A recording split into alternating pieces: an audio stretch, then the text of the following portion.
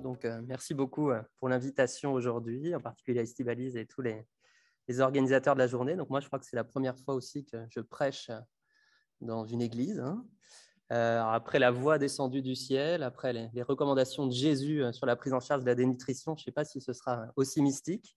Et donc, moi, on m'a demandé de vous parler de cette maladie associée aux IgG4, donc à laquelle on s'intéresse particulièrement à Marseille. Et donc, le titre du topo qu'on m'a proposé, c'était du diagnostic à la prise en charge. Donc, on va faire simple. On va faire une première partie. Oui. Ah, alors dites-moi ce que je dois faire. Faites que les gens voient ça. Ils ne vont pas vous dire. Ah.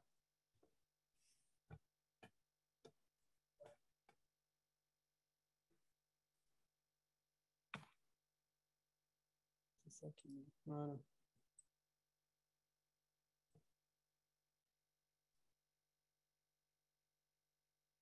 C'est bon? Merci beaucoup, pas de souci.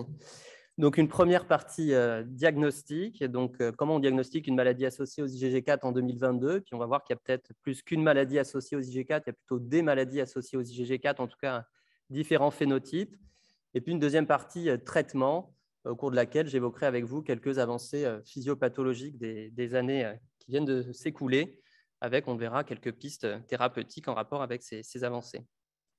Alors, comment on fait avant de parler de diagnostic, un petit mot de l'historique. On a dit qu'avant, il y avait plein de noms propres dans l'histoire de cette maladie. Alors, moi, j'aime bien une parabole qui s'appelle la parabole de l'éléphant et des aveugles. C'est une vieille parabole du sous-continent indien, de la tradition orale. C'est quelque chose de très ancien. Et en fait, c'est l'histoire de 6 aveugles qui, en gros, reconnaissent tous un éléphant par le petit bout de la lorgnette qu'ils peuvent toucher. Donc, pour un éléphant, c'est une queue. Pour l'autre, c'est une trompe. Pour l'autre, c'est une oreille, etc. Alors, tout ce petit monde, bien sûr, va se mettre sur la gueule à la fin de l'histoire. Mais donc, l'idée, c'est que personne ne prend le recul pour dire que peut-être que l'éléphant, c'est un petit peu tout ça. Et donc, c'est un peu ça l'histoire de la maladie associée aux IgG4, c'est-à-dire qu'on a plein de spécialités médicales qui ont tous vu un petit peu le bout de la lorgnette de la maladie. Donc, avec ce syndrome de Miculix, qui est l'hypertrophie des glandes salivaires et bilatérales et des glandes lacrymales, qui, pendant longtemps, a fait partie un peu du spectre du syndrome de Sjögren, probablement à tort, parce qu'on va le voir, les lésions histologiques font clairement partie du spectre de la maladie associée aux IgG4. J'aurais pu parler des tumeurs de Kuttner aussi, qui sont des pseudo-tumeurs des glandes sous-maxillaires. La thyroïdite de Riedel, qui est cette espèce d'atteinte thyroïdienne fibrosante, particulièrement extensive et parfois assez impressionnante, comme sur la photographie ici. Les urologues connaissent bien ce qui a longtemps été appelé la maladie d'Ormond, c'est la fibrose rétropéritonéale, cet engainement péri-aortique qui peut venir engainer les différentes structures anatomiques, qu'elles soient veineuses ou urétérales, et être responsable d'une hydronéphrose, qui fait partie des complications de cette fibrose rétropéritonéale. Et puis, au début des années 60, c'est un gastro-entérologue qui s'appelle Henri Sarl qui a décrit pour la première fois, donc qui était à Marseille également, une pancréatite inflammatoire qui a été appelée sclérosante lymphoplasmocytaire, avec un espèce d'œdème pancréatique comme ça. Alors, pendant longtemps, on a parlé de pancréatite auto-immune, probablement à tort également. Et cette pancréatite sclérosante lymphoplasmocytaire, dès les premières descriptions au début des années 60, on a rapporté une hypergamma-globulinémie polyclonale chez ces patients qui a orienté vers une étiologie dysimmunitaire au sens large, et on y reviendra. Et donc, cette maladie associée aux IgG4, on va y revenir, est en fait un spectre au cours de laquelle ces différentes manifestations fibro-inflammatoires peuvent être associées.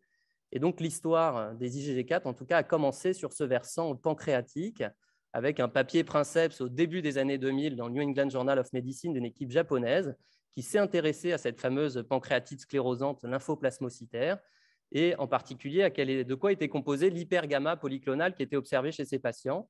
Et ce qui a été noté dans ce papier princeps, donc vous voyez au début des années 2000, c'est que finalement, il y avait une élévation des IgG4 dans le sérum de ces patients qui n'était pas retrouvée, par exemple, au cours de cancer pancréatique ou d'autres situations inflammatoires, hépatiques ou pancréatiques. Et puis, dans les années qui vont suivre, en plus de cette élévation des IgG4 dans le sérum des patients, va être mise en évidence que dans l'infiltrat inflammatoire dans les tissus sont également présents des plasmocytes exprimant de manière majoritaire cet IgG4. Et puis, chez ces mêmes patients, on va se rendre compte que parfois d'autres atteintes inflammatoires sont possibles dans d'autres organes et que dans ces autres organes, on va observer le même type de lésions histologiques et la même présence de ces plasmocytes IgG4 positifs.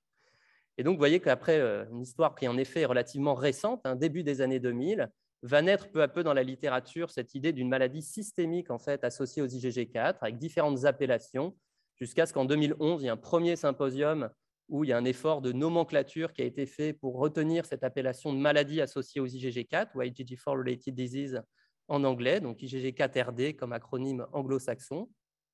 Au décours de ce premier symposium, il y a un consensus sur les anomalies histologiques que je reprendrai rapidement avec vous tout à l'heure. 2014, un deuxième symposium au cours duquel des recommandations thérapeutiques ont été émises. Je les évoquerai également dans la deuxième partie de ce topo. Et puis en 2017, un troisième symposium international au cours duquel il y a eu un gros effort international pour mettre en place des critères de classification, donc avec une méthodologie ad hoc ACR-ELAR, qui nous a permis donc de rapporter ces critères de classification fin 2019, début 2020. Et en fait, ce sera un peu le fil conducteur de ma partie diagnostic. L'historique de ces critères diagnostiques et de classification a été repris dans une revue récente. Si ça vous intéresse, je vous laisserai regarder le détail.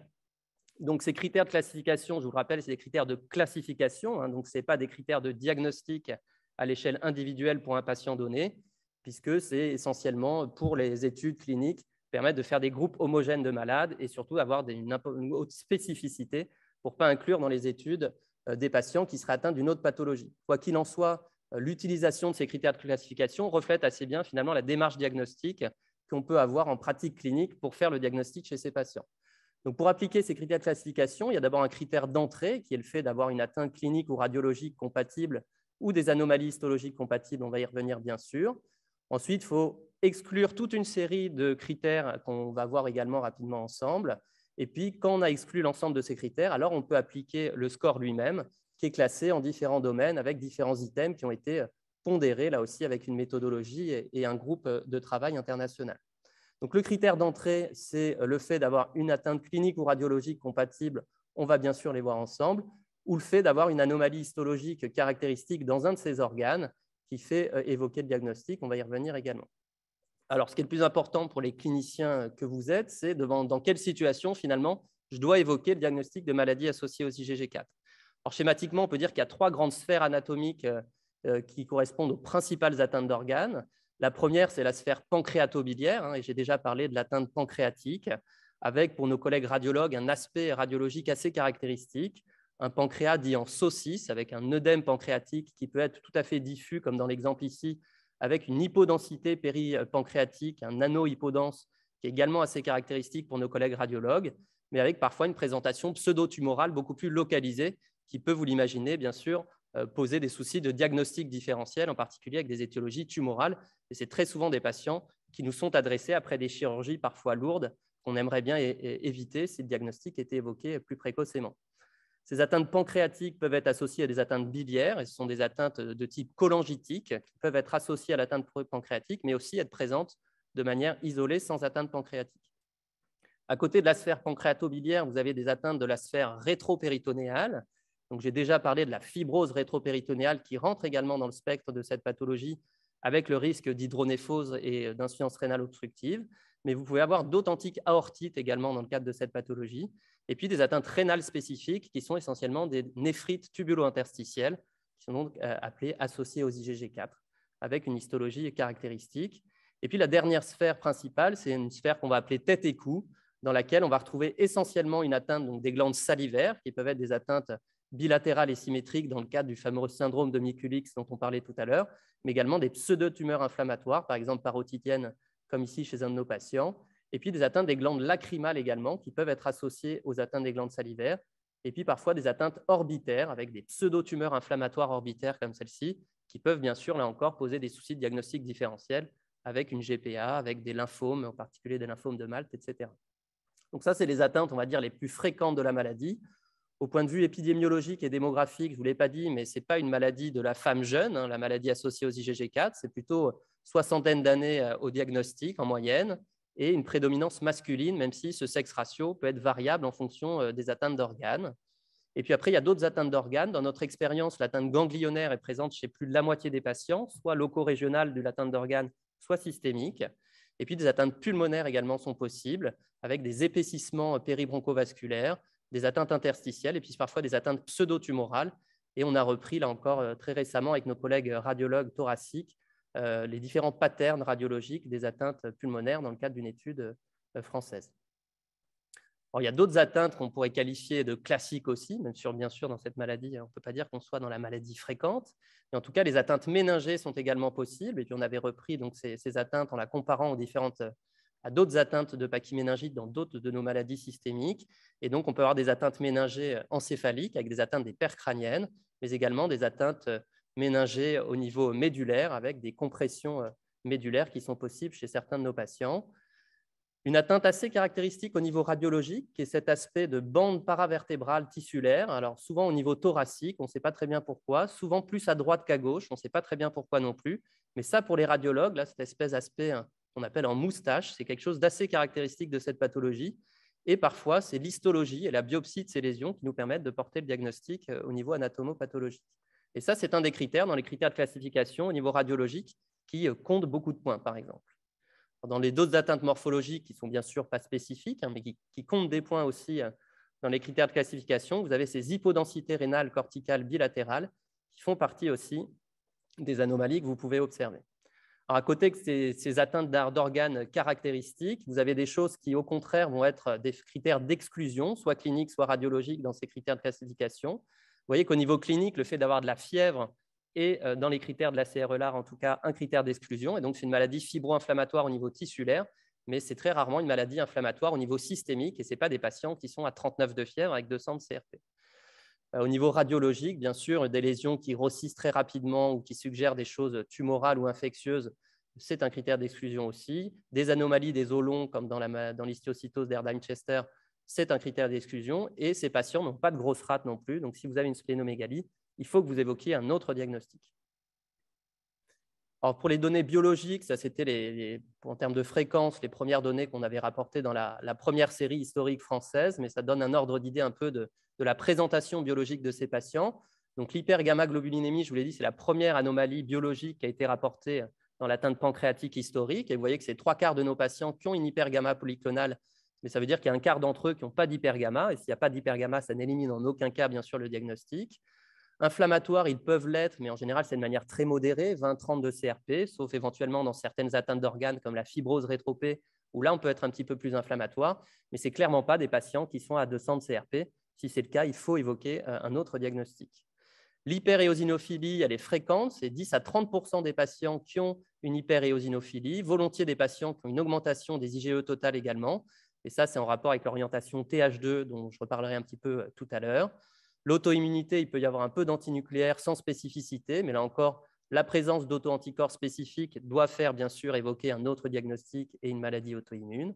Et puis, une hypocomplémentémie va être retrouvée là aussi chez presque 30% des patients, en tout cas dans nos séries un peu systémiques. Et c'est volontiers les patients avec beaucoup d'atteintes d'organes, et en particulier les patients avec des atteintes rénales, qui vont présenter une hypocomplémentémie. Donc, juste pour vous dire que la maladie associée aux IgG4 doit faire partie de la liste de vos causes d'hyperéosinophilie ou des causes également d'hypocomplémentémie. Donc, ces marqueurs biologiques, on a vu les marqueurs entre guillemets positifs qui n'ont bien sûr rien de spécifique. Et puis, il y a encore là aussi au niveau biologique des marqueurs négatifs qui sont les critères d'exclusion des critères ACR-ELAR. Ce sont les auto-anticorps spécifiques, je vous l'ai dit, soit de syndrome de Sjögren, soit de lupus, soit des encas anti-MPO ou anti-PR3 qui doivent bien sûr faire évoquer les pathologies ad hoc. L'éosinophilie, on n'était pas très pour la mettre là, parce que je vous ai dit que les patients pouvaient avoir une éosinophilie, mais une éosinophilie supérieure à 3000 par millimètre cube est un critère d'exclusion dans les critères de l'ACR, alors que dans un travail avec nos collègues du centre de référence des éosinophiles, on a montré que des patients qui avaient une authentique MAC4 pouvaient avoir un overlap avec des syndromes hyperéosinophiliques et parfois des hyperéosinophilies plus marquées. Les critères de classification sont des critères de classification, plus de 3 giga par litre. Ça exclut les patients des études. En pratique, on a des patients qui ont des éosinophilies plus marquées que ça. La cryo, bon, et puis les cytopénies ne sont pas une situation non plus. En tout cas, c'est un critère d'exclusion de ces critères ACR-ELAR. Donc, le marqueur clé de tout ça, c'est l'élévation des IgG4 sériques, qui a donné le nom à la pathologie. Donc, c'est un petit travail qu'on avait fait à l'époque. On avait repris tous les dosages des IgG4 sériques élevés réalisés au labo d'immuno à l'époque.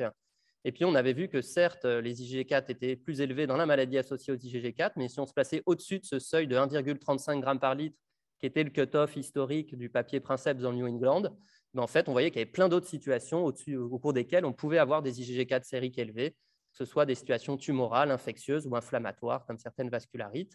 Et donc, le premier message, c'est que l'élévation des IgG4 sériques n'est en rien spécifique de cette maladie et ne permet en aucun cas à lui seul de retenir le diagnostic. Deuxième message, c'est que ce n'est pas non plus un marqueur sensible parfaitement, puisque vous voyez qu'en fonction des séries, et ça c'était une des séries historiques aussi de la Mayo Clinic pour ce qui est de l'atteinte pancréatique, vous avez jusqu'à 30% des patients dans les séries qui vont avoir des IgG4 sériques normales. Et donc, un taux d'IgG4 sérique normal n'exclut pas là non plus le diagnostic. Et ça, c'est un travail de nos collègues à Boston qui avaient repris dans leur centre au MGH, là aussi, un grand nombre de patients avec une élévation des IgG4 sériques et un groupe contrôle avec des IgG4 normales, et qui a pu évaluer les performances diagnostiques de cette élévation des IgG4 sériques. Et vous voyez que ces performances, elles sont très relatives, puisqu'une valeur prédictive positive de seulement 34%. Alors bien sûr, si vous augmentez le seuil d'IgG4 sérique, vous allez gagner en spécificité, mais au prix d'une perte de sensibilité significative. Et puis certains avaient suggéré qu'en utilisant un ratio IgG4 sérique sur IgG total, on pouvait gagner un petit peu. Mais en fait, vous voyez que les performances diagnostiques de l'utilisation de ce ratio sont exactement les mêmes que l'utilisation des IgG4 sériques seuls. Et donc, ça a peu d'intérêt en pratique clinique. Donc, dans la critère ACR, qu'est-ce qu'on a fait? Vous voyez qu'en fait, c'est pondéré cette élévation des IgG4 sériques. C'est-à-dire que le fait d'avoir des IgG4 sériques normales, ça n'exclut pas le diagnostic, mais par contre, c'est 0 point. Et par contre, au plus vous avez une élévation importante par rapport au seuil supérieur de la normale, au plus ça score, et donc au plus vous allez avoir un patient qui est susceptible d'être classé comme ayant une maladie associée aux IgG4. Donc, le point clé du diagnostic, ça reste l'histologie. Et ça, ce sont les critères anatomopathologiques qui ont été proposés au décours du premier symposium international. Et donc, schématiquement, le point de départ initial, c'est les anomalies histologiques conventionnelles. Et donc, il y a 3 anomalies histologiques conventionnelles élémentaires. La première, c'est l'existence d'un infiltrat inflammatoire lymphoplasmocytaire polyclonal, assez dense, comme présenté ici. La deuxième anomalie, ce sont des lésions de fibrose, avec un aspect assez particulier de fibrose, dite storiforme. C'est un aspect un peu ruisselant, rayon de roue. Les anatomopathologistes qui ont l'habitude de ce type de fibrose disent que c'est assez caractéristique et reconnaissable. Et puis après, plus rarement, il y a ce qu'on appelle des lésions de phlébite oblitérantes. Et en fait, c'est l'occlusion de la lumière de la veine au niveau tissulaire par les éléments inflammatoires lymphoplasmocytaires. Puis on pourrait rajouter une 4e anomalie histologique qui est aussi la présence d'éosinophiles au niveau tissulaire, qui est possible comme dans le sang périphérique de ces patients. Donc, à côté de ces anomalies en histologie conventionnelle, il y a le fameux marquage anti-IgG4. Vous utilisez un anticorps anti-IgG4 et c'est ça qu'il faut demander à votre anatomopathologiste. Et vous voyez que dans ce consensus est utilisé donc un nombre de plasmocytes par champ à fort grossissement qui est variable en fonction du type d'organe et en fonction du type de biopsie, s'il s'agit d'une biopsie ou d'une chirurgie. Et puis également un ratio du nombre de plasmocytes IgG4+, sur le nombre de plasmocytes IgG. Alors avec un marquage IgG qui est souvent difficile pour nos collègues anapathes, et donc on peut remplacer ce marquage IgG par un marquage CD138 pour avoir sur le nombre de plasmocytes totaux un ratio IgG4 sur plasmo totaux par exemple. Donc ces critères, ils sont assez stringents, un peu compliqués, ils ont été un peu simplifiés ensuite, mais finalement s'il y a un point qu'il faut retenir, c'est que ces anomalies, elles ne sont pas forcément très spécifiques. Mais ce qu'il faut absolument, c'est des signes négatifs, c'est-à-dire que sur votre biopsie, il faut éliminer tout le reste, c'est-à-dire qu'il ne faut pas qu'il y ait de nécrose, il ne faut pas qu'il y ait de lésion de vascularite, il ne faut pas qu'il y ait de granulome, il ne faut pas qu'il y ait de prédominance de neutrophiles au sein de l'infiltrat inflammatoire ou d'histiocytes, et bien sûr, il ne faut pas qu'il y ait de cellules atypiques ou monoclonales, sinon il faut vous orienter vers l'un ou l'autre de ces diagnostics différentiels. Et donc, ces diagnostics différentiels, ils sont nombreux. Cette maladie est parfois appelée dans la littérature grande simulatrice, comme d'autres maladies. Et donc, ça peut simuler quoi? Ça peut simuler bien sûr des maladies tumorales, étant donné la présentation pseudo-tumorale, que ce soit des maladies, soit des cancers solides ou des hémopathies, des lymphomes. Ça peut ressembler en termes de présentation clinique à certaines de nos maladies auto-immunes, et en particulier des vascularites en cas, et bien sûr une GPA devant une atteinte méningée ou orbitaire, par exemple. Le syndrome de Sjögren, bien sûr, devant une atteinte des glandes salivaires. Ça peut ressembler parfois à une sarcoïdose. Ça peut ressembler à certaines histiocytoses, comme la maladie de Rosé-Dorfman ou un Erdheim-Chester. Et puis, parfois, le diagnostic différentiel avec une maladie de Castleman n'est pas simple. Et il y a certains parallélismes entre certaines anomalies histologiques du Castleman dans sa forme multicentrique, même si, je vous l'ai dit, en général, ce ne sont pas des maladies qui sont très inflammatoires au niveau systémique, comme peut l'être une maladie de Castleman multicentrique. Donc là encore, dans les critères ACR-EULAR, il y a tous ces marqueurs négatifs qui sont des critères d'exclusion et qui doivent être absents pour retenir et classer votre patient comme ayant une maladie associée aux IgG4. Et vous allez retrouver les marqueurs de maladies tumorales, de vascularite, de granulomatose au sein de tous ces critères d'exclusion histologique. Alors, pour ce qui est de l'histologie, c'est un peu comme le marqueur biologique, c'est-à-dire qu'en fonction du nombre des lésions élémentaires histologiques que vous avez un score qui est plus ou moins pondéré. Et puis, en fonction du nombre de plasmocytes IgG4+, que vous avez dans le tissu, vous avez un score qui est d'autant plus important que le nombre de plasmo IgG4+ est important et que le ratio est important. Et je souligne juste ici que pour appliquer ces anomalies histologiques et ce ratio, il ne faut pas considérer des biopsies ganglionnaires, dont on sait par exemple que l'existence de lymphocytes ou de plasmocytes dans un ganglion, ce n'est pas vraiment la même chose que dans un pancréas ou dans un rein. Et puis, il ne faut pas considérer non plus des biopsies cutanées ou de la muqueuse du tube digestif, parce que ce n'est pas des atteintes cliniques classiques dans la maladie associée aux IgG4 que d'avoir une atteinte cutanée ou de la muqueuse digestive. Donc, ces critères assez larges, c'est comme ça qu'on les utilise. Est-ce que mon patient a une ou plusieurs atteintes d'organes compatibles parmi celles que je vous ai citées tout à l'heure, ou une biopsie dans laquelle on a retrouvé des lymphoplasmos et de la fibrose sans que j'ai de diagnostic?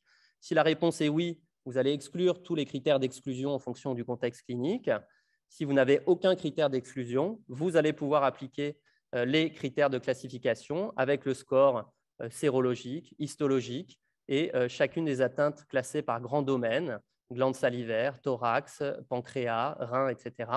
Et vous faites le score. Et si votre score est à 20 ou plus, vous pouvez classer comme votre patient comme ayant une maladie associée aux IgG4 avec ces critères de classification qui ont été validés dans 2 cohortes, plus de 1000 patients atteints de maladies associées aux IgG4, plus de 800 patients avec des atteintes mimiqueurs, donc des situations cliniques proches, et donc avec des performances, vous voyez, de ces critères de classification qui sont tout à fait quand même plus qu'acceptables, en particulier une excellente spécificité de ces critères de classification. Donc voilà pour la partie diagnostic. Juste, je vous ai dit qu'il y avait quand même différents phénotypes de maladies associées aux IgG4. Et justement, à partir de ces cohortes qui ont servi à faire les critères de classification, il y a des analyses en cluster qui ont été réalisées et qui reflètent assez bien ce qu'on voit en clinique, c'est qu'il y a quand même différentes sous-populations de patients. Donc ça, ce sont les cohortes qui ont été utilisées pour cette analyse en cluster. Donc vous voyez des patients nord-américains et européens, des caractéristiques démographiques qui sont proches de celles dont je vous parlais tout à l'heure, et puis un peu plus de 40% de patients asiatiques. Et donc, je ne sais pas si vous voyez très bien sur l'écran ici, mais en gros, il y a 4 sous-groupes de patients qui étaient retrouvés dans cette analyse en cluster. Un premier groupe qui est l'atteinte pancréatique et biliaire classique de la maladie. Un deuxième groupe qui est très rétropéritonéal, avec des patients avec des fibroses rétropées et des atteintes aortiques, et souvent des taux d'IgG4 sériques relativement bas, voire fréquemment normaux. Un troisième groupe qui est une atteinte tête et cou exclusive. C'est là qu'on va retrouver les syndromes de Miculix isolés avec une caractéristique démographique un peu particulière, qui est souvent l'apanage des populations asiatiques et avec, vous voyez, un sexe ratio qui s'inverse. C'est plutôt une prédominance féminine dans ce sous-groupe-là, alors qu'on a nettement une prédominance masculine dans les autres patterns. Et puis, un quatrième sous-groupe qui est très systémique et dans lequel vous pouvez retrouver toutes les atteintes de la maladie, pancréatique, biliaire, des glandes salivaires, mais également rénales, pulmonaires, ganglionnaires, etc., dont je vous ai parlé tout à l'heure. Et c'est volontiers celle-là que nous, on voit finalement en médecine interne. Et ce sont ces présentations qui s'associent aux taux d'IgG4 sériques les plus élevés. Alors, pourquoi c'est intéressant de différencier ces différents patterns et ces différents sous-groupes de patients? C'est parce que l'évolution est probablement un peu différente, que les risques sont probablement un petit peu différents et que la prise en charge thérapeutique est peut-être un petit peu différente en fonction de ces sous-groupes, la réponse au traitement également. Et donc, actuellement, ce qui est en train de se passer, c'est qu'on, de plus en plus, dans les différentes études cliniques, on essaie de différencier ces sous-groupes pour voir s'il y a des mécanismes particuliers qui sont en cours et différents dans ces sous-groupes ou des réponses au traitement qui seraient différentes entre ces sous-groupes. Et c'est ce qu'ont observé d'ailleurs nos collègues italiens à Milan dans cette publication récente. C'est que finalement, bien sûr, le risque, par exemple, de diabète ou d'insuffisance pancréatique exocrine est plus important dans le premier groupe, on aurait pu s'en douter. Risque rénal plus important dans le deuxième, c'est la fibrose rétropée avec le risque d'hydronéphrose. Mais qu'en termes de dose cumulée de corticoïdes ou de recours au traitement de seconde ligne, vous voyez, par exemple, le groupe tête et cou nécessitait plus de traitement et avec un risque de rechute plus important que les autres sous-groupes. Et donc, probablement que de plus en plus, on va distinguer ces différents sous-groupes de la maladie dans les études ultérieures dans cette pathologie. Alors, transition pour la deuxième partie. Comment, une fois qu'on a posé le diagnostic, vous l'avez vu avec tout un critère, un faisceau d'arguments cliniques, biologiques et surtout histologiques, et qu'on a éliminé les diagnostics différentiels, quand on a retenu le diagnostic de maladie associée aux IgG4, comment on traite ces patients? Alors, il y a des considérations générales qui sont les mêmes que la plupart des maladies systémiques dont on s'occupe et dont on a parlé ce matin, que ce soit dans les vascularites en cas, dans l'artérite à cellules géantes, etc. Alors, nous, la première question qu'on se pose, c'est quel est le type d'atteinte d'organes? Et bien sûr, on ne traitera pas de la même façon et la sévérité ne sera pas la même s'il y a une atteinte aortique avec une évolution anévrismale, une atteinte cholangitique sévère, une atteinte rénale avec insuffisance rénale, qu'une atteinte ganglionnaire et sous-mandibulaire isolée, par exemple. Donc, quelle est la sévérité de mon atteinte d'organes? Au niveau histologique, ce qui nous intéresse, c'est de voir si on est à un stade très fibreux de la maladie qui sera probablement peu accessible à notre traitement anti-inflammatoire ou si on est à une phase très inflammatoire lymphoplasmocytaire sur les prélèvements qui ont été réalisés. Quel est le profil évolutif de mon patient? Est-ce que c'est une aggravation progressive? Est-ce que ce sont des rechutes et des rémissions? Et quel est l'intervalle entre les rechutes? Et puis le terrain, puisque je vous l'ai dit, l'âge moyen au diagnostic, c'est 60 ans, voire plus. Et donc, ce sont des patients qui ont des comorbidités et qui ne vont pas forcément bien tolérer la corticothérapie. Et donc, comme dans toutes nos pathologies, c'est une stratégie qui est personnalisée. On essaie d'induire la rémission, plus ou moins on met un traitement d'entretien avec un objectif d'épargne cortisonique chez nos patients. Alors, la corticothérapie, ce n'est pas très original, mais c'est la pierre angulaire du traitement. Je la fais courte, j'aurais pu vous sortir toutes les séries de la littérature. Ça, c'est un des rares essais prospectifs qu'on a dans cette indication. Et le premier chiffre intéressant, c'est que plus de 90% des patients répondent à la corticothérapie. Donc, c'est une pathologie qui est extrêmement corticosensible. Et d'ailleurs, ça fait partie des critères aussi ACR-ELAR, c'est-à-dire qu'un patient qui ne répondrait pas ou qui progresserait sous corticoïdes, c'est un critère d'exclusion dans les critères ACR-ELAR. Et c'est un autre message clinique important, c'est que si votre patient il ne répond pas du tout, voire il progresse sous corticoïdes, il ne faut pas hésiter à aller rebiopsier ces patients parce qu'il faut absolument évoquer un éventuel diagnostic différentiel. Alors, que nous disent les recommandations thérapeutiques au décours du 2e symposium international? Que globalement, il faut traiter ces patients, même dans certaines atteintes asymptomatiques, par exemple une atteinte aortique ou une atteinte rénale avec insuffisance rénale, même si elle n'est pas symptomatique, il va falloir la traiter, sauf éventuellement dans certains cas qui sont l'exception des formes, par exemple ganglionnaires ou des glandes salivaires, peu ou pas symptomatiques, auquel cas on peut se contenter de surveiller ces traitements et de faire une attitude de wait and watch. Alors, la corticothérapie, on n'utilise pas forcément des fortes doses de corticoïdes. En fonction des écoles, soit c'est adapté au poids 0,4 à 0,6 mg kg, soit c'est une dose fixe 30 à 40 mg par jour. Mais il y a des données qui suggèrent que de faire 1 mg kg, ça ne fait pas forcément mieux que de faire cette dose de 0,5 mg kg. Et donc, on retombe là aussi sur ce qu'on disait un petit peu ce matin dans l'artérite à cellules géantes ou dans les vascularites en cas ou dans le lupus. C'est que, en tout cas, dans cette pathologie, on ne fait pas forcément des fortes doses en traitement d'attaque, sauf dans certaines atteintes urgentes et particulièrement sévères. Donc, un traitement d'attaque, une décroissance progressive. Le schéma de décroissance, ça aussi, c'est une des rares études randomisées qu'on a dans cette pathologie. Alors, vous voyez les effectifs, on n'est pas dans des gros essais avec des gros effectifs, mais en gros, il y a deux stratégies. Excusez-moi. Soit vous faites une décroissance rapide, et les Américains, même, ils arrêtent à 3 mois la corticothérapie, ou en tout cas, elle est maintenue peu de temps. Soit c'est la version plutôt japonaise, vous maintenez au long cours une faible corticothérapie autour de 5 à 7,5 mg kg jour. Et donc, ce n'est pas très surprenant, bien sûr, si vous maintenez cette corticothérapie à faible dose, vous avez un taux de rechute qui est moins marqué que dans le groupe où vous arrêtez précocement en 3 à 6 mois la corticothérapie, avec un taux de rechute qui est de l'ordre de 50% des patients dans les 2 ans qui suivent la mise en route du traitement.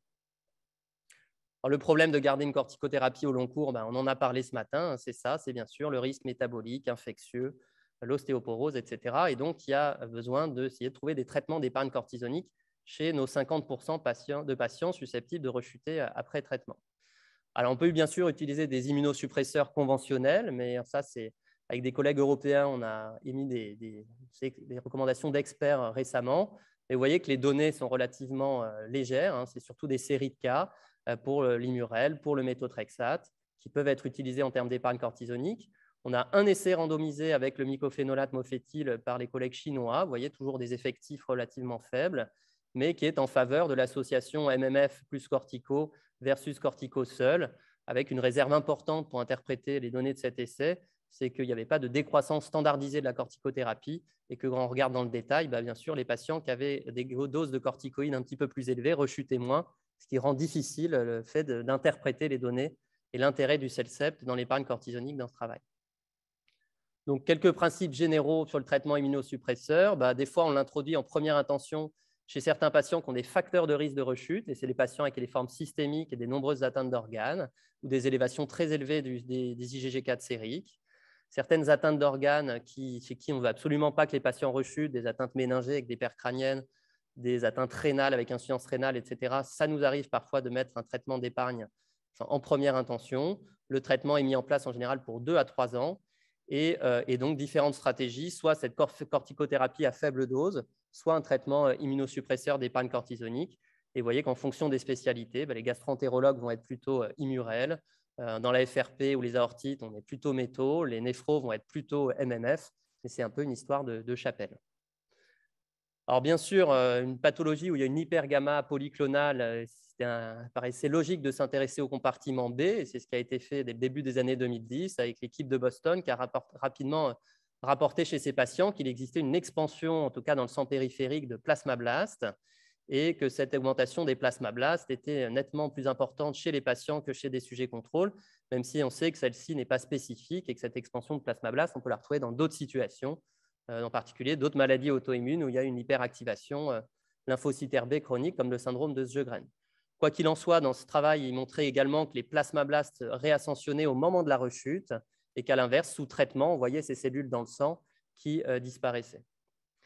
Alors depuis, il a été montré également que les lymphocytes B pouvaient directement être impliqués dans les processus de fibrose. C'est quelque chose dont on parlait tout à l'heure dans la sclérodermie, ces interactions entre lymphocytes B et fibrose.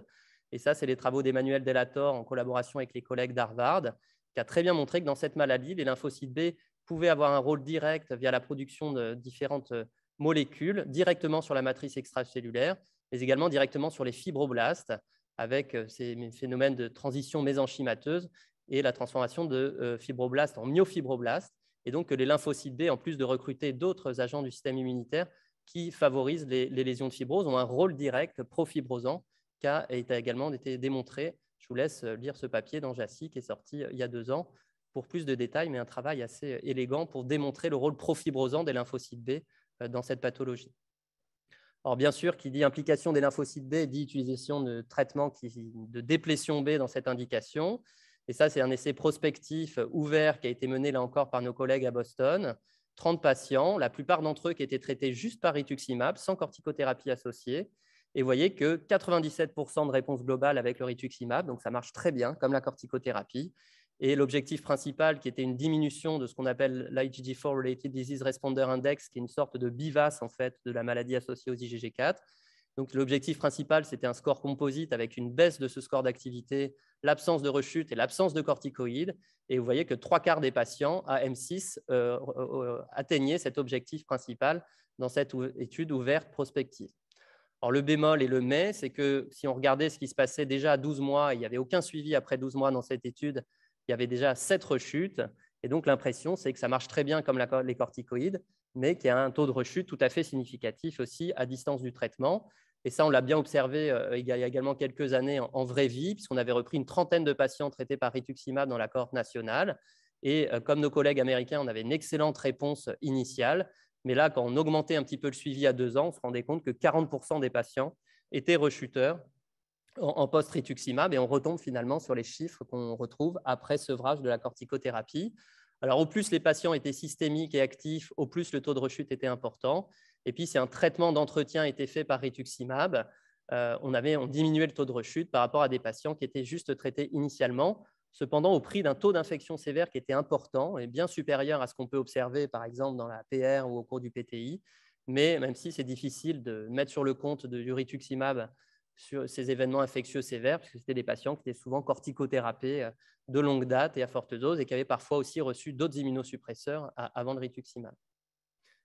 Donc, l'intérêt de ce traitement d'entretien a été aussi retrouvé chez nos collègues italiens, alors que là aussi avec des tout petits effectifs, mais en montrant que si on faisait un traitement d'entretien, bien sûr, on diminue le risque de rechute chez ces patients, et on peut aussi utiliser des biosimilaires, des anti-CD20 dans cette indication. Ça marche sur l'activité de la maladie et ça marche en termes d'épargne cortisonique. Alors, il y a d'autres thérapeutiques anti-B qui sont développées dans cette indication. Ça, c'est John Stone encore, qui à l'ACR nous avait présenté il y a quelques années les résultats avec un bispécifique, anti-CD19 et anti-FC-gamma-R2B, donc qui est, plutôt qu'une déplétion B, est responsable d'une anergie lymphocytaire B. Et avec ce bispécifique, on avait des résultats qui étaient aussi tout à fait encourageants. Alors, un travail qui n'avait jamais été publié, En fait, le labo Xencor qui développait la molécule a mis la clé sous la porte et se sont fait racheter par un autre labo. Et il devait y avoir une étude de phase 3 internationale qui, là, en fait, va reprendre avec le nouveau labo qui a pris le relais. Il y a un autre anti-CD20 qui est en cours d'évaluation avec une phase 3 internationale à laquelle on participe. Et puis, il y a d'autres travaux qui sont en cours avec des inhibiteurs de BTK, 2 essais qui sont en cours en Amérique du Nord. Le belimumab, il y a un essai chinois qui est en cours également dans cette indication. Les inhibiteurs de protéasome, c'est beaucoup plus anecdotique, mais nos collègues de la Mayo Clinic associent du Revlimid au rituximab pour évaluer l'efficacité de ce traitement dans cette indication.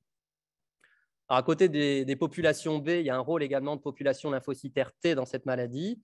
Et vous connaissez l'importance des cellules TFH dans la différenciation et la survie, la prolifération lymphocytaire B. Et donc, on a pu mettre en évidence, comme d'autres équipes, qu'il y avait là aussi une expansion de cellules TFH-like dans le sang périphérique de ces patients, des cellules CXCR5+, PD1+, dans le sang périphérique des patients, dont le nombre diminuait sous traitement par rapport à des sujets contrôles et par rapport à des patients atteints de syndrome de Sjögren.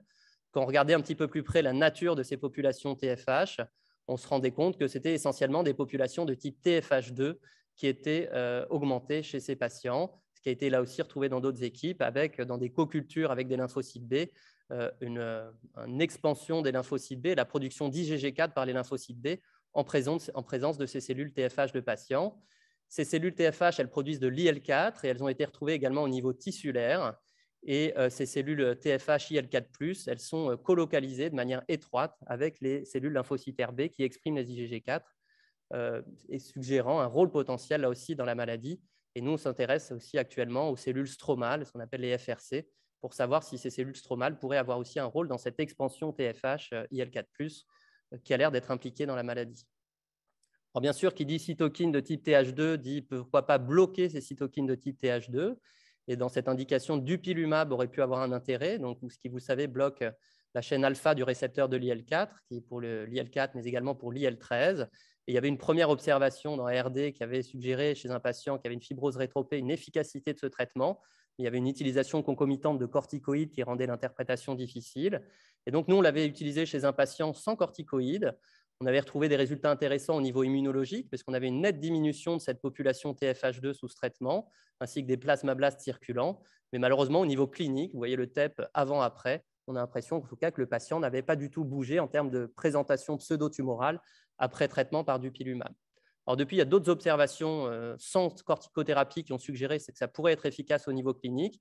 Et puis même chez notre patient, il semble qu'avec le temps, en fait, ça ait pu avoir un peu un effet. Et donc, on pense que ça pourrait avoir un intérêt d'évaluer cette molécule dans le cadre d'essais un petit peu plus mieux construits. Et donc, ce n'est pas faute d'avoir discuté avec le labo et fait de demande de PHRC sur le sujet, mais peut-être que c'est une molécule qui sera évaluée dans cette indication.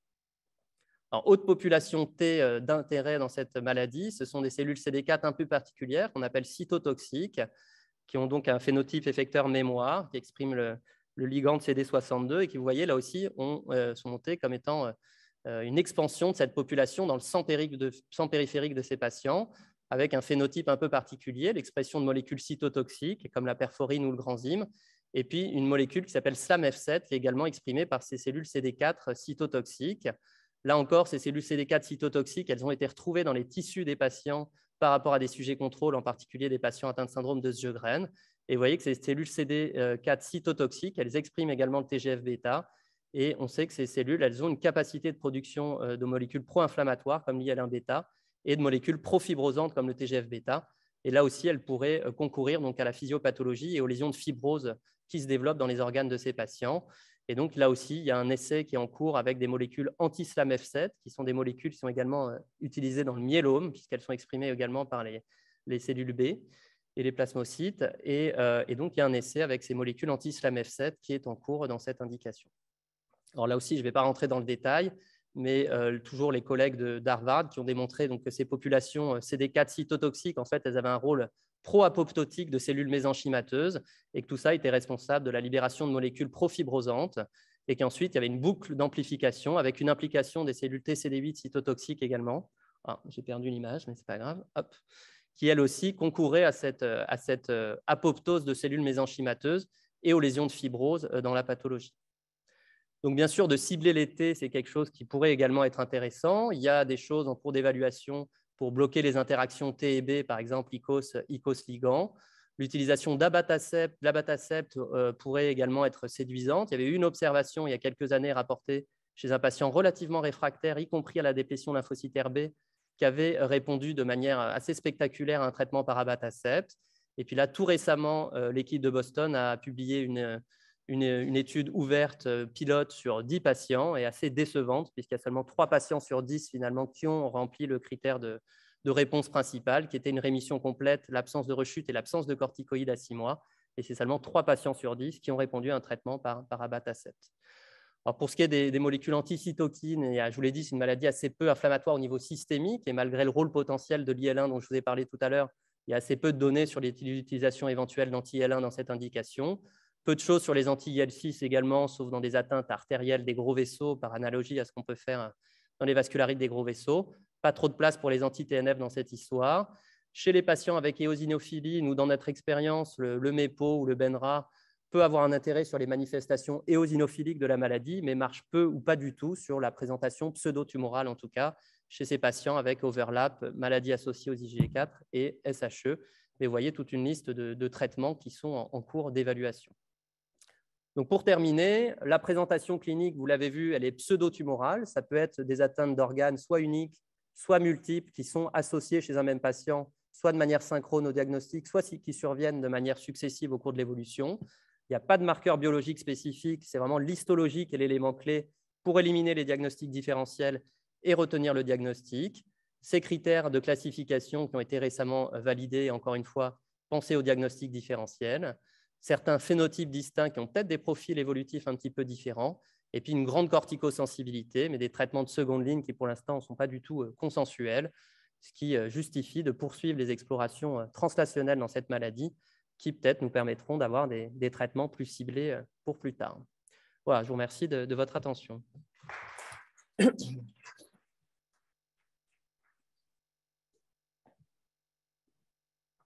Bon, merci beaucoup pour ce magnifique topo. Question? Alors, Eric. Merci, oui, c'est une très très belle mise au point. J'ai 3 questions rapides. Donc, une fibrose rétropéritonéale d'allure idiopathique, il faut considérer que c'est une pathologie associée aux IgG4 et la traiter comme telle? Alors, quand on dit ça à Augusto Vaglio, il n'est pas content en général. Mais non, je pense que toutes les FRP ne rentrent pas forcément dans le spectre IgG4. Bien sûr, quand il y a d'autres atteintes d'organes, c'est un élément d'orientation, mais ce n'est pas toujours le cas. Et est-ce qu'il faut biopsier systématiquement une fibrose rétropée? Parce que finalement, la question clinique, c'est ça en pratique.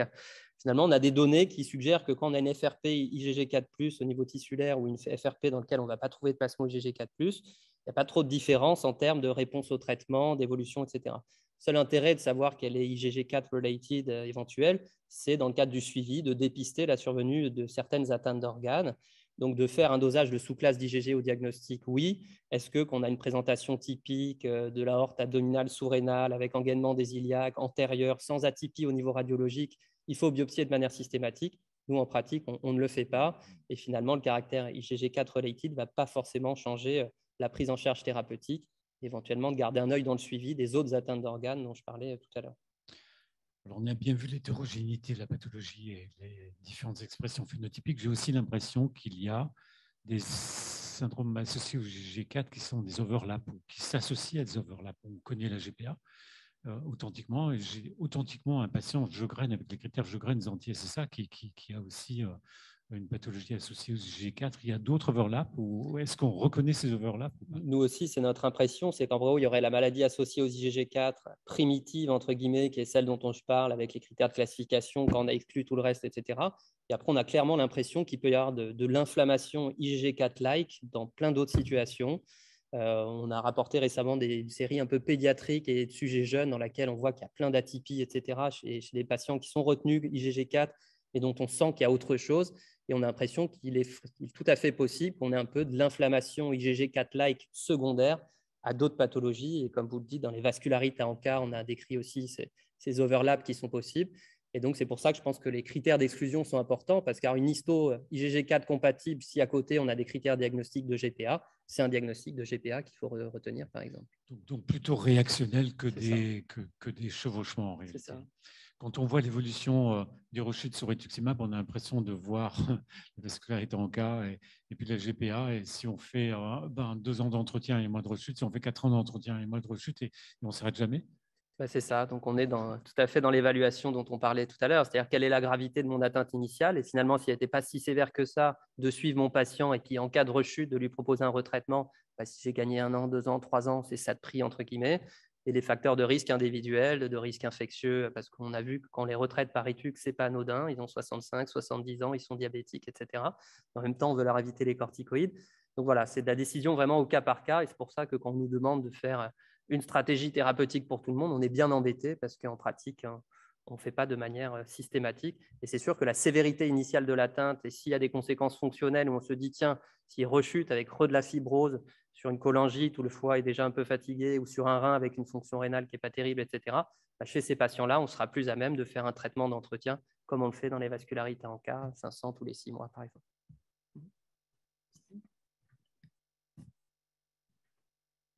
Une question rapide. Est-ce que le caractère lytique osseux doit faire éliminer le diagnostic? Alors, ce n'est pas le plus typique. En tout cas, dans les anomalies radiologiques, si vous avez un patient avec des lésions osseuses partout, il faut évoquer autre chose. Après, dans certaines présentations, en particulier maxillofaciales, nous, dans notre expérience, sur des pseudo-tumeurs inflammatoires du maxillaire, certaines atteintes sinusiennes, certaines atteintes orbitaires, il peut tout à fait y avoir une atteinte osseuse de contact, on va dire, et parfois de la lyse osseuse au contact de ces pseudo-tumeurs inflammatoires. Alors, bien sûr, il faut avoir de l'histologie dans ces situations, etc. Mais s'il y a 1, 2, 3 histologies, que décidément ça ressemble à ça et qu'on n'a pas d'argument pour autre chose, le fait qu'il y ait une lyse osseuse de contact ne doit pas faire éliminer le diagnostic. Autre question dans la salle? Alors, je vais poser la dernière, une petite, on est en retard. Puisque c'est une maladie qui a été définie, on va dire maintenant, il y a une dizaine d'années, est-ce qu'on a des reculs sur des cohortes à 10 ans? Puisque c'est des pathologies que l'on traite, qui s'améliorent, qui rechutent. Qu'est-ce que ça donne sur 10 ans? En termes de risque de quoi? De rechute du coup? De décès. Ah, de pronostic. Non, je n'ai pas de données de mortalité à vous donner. Pas de... C'est une pathologie, je dirais, c'est une pathologie chronique chez un homme de plus de 60 ans. Je ne sais pas, moi, ça, comme un lymphome de bas grade. Donc, qu'est-ce que ça donne à 10 ans? Non, je n'ai pas de chiffre de mortalité. Et pour vous dire, est-ce que sur une population générale du même âge, est-ce que la survie est différente? Je n'ai pas ces données-là. Et d'ailleurs, l'épidémiologie, d'une manière générale, de cette maladie est quelque chose de compliqué parce qu'on n'a pas de code SIM10, maladie associée aux IgG4. Alors, nos collègues américains là, viennent de sortir un espèce d'algorithme à partir de données administratives, médicaments, tout ça, pour essayer d'identifier au mieux ces patients et avoir des données un peu épidémiologiques.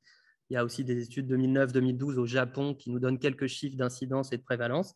Mais sinon, on a encore beaucoup de boulot sur le versant épidémiologique. Et donc, la cohorte française dont on nous a parlé, on est entre 250 et 300 patients là. Mais après, voilà, on n'a clairement pas une exhaustivité en termes des différentes spécialités. C'est-à-dire qu'on est au bout du téléphone, on est au bout des mails. C'est assez artisanal.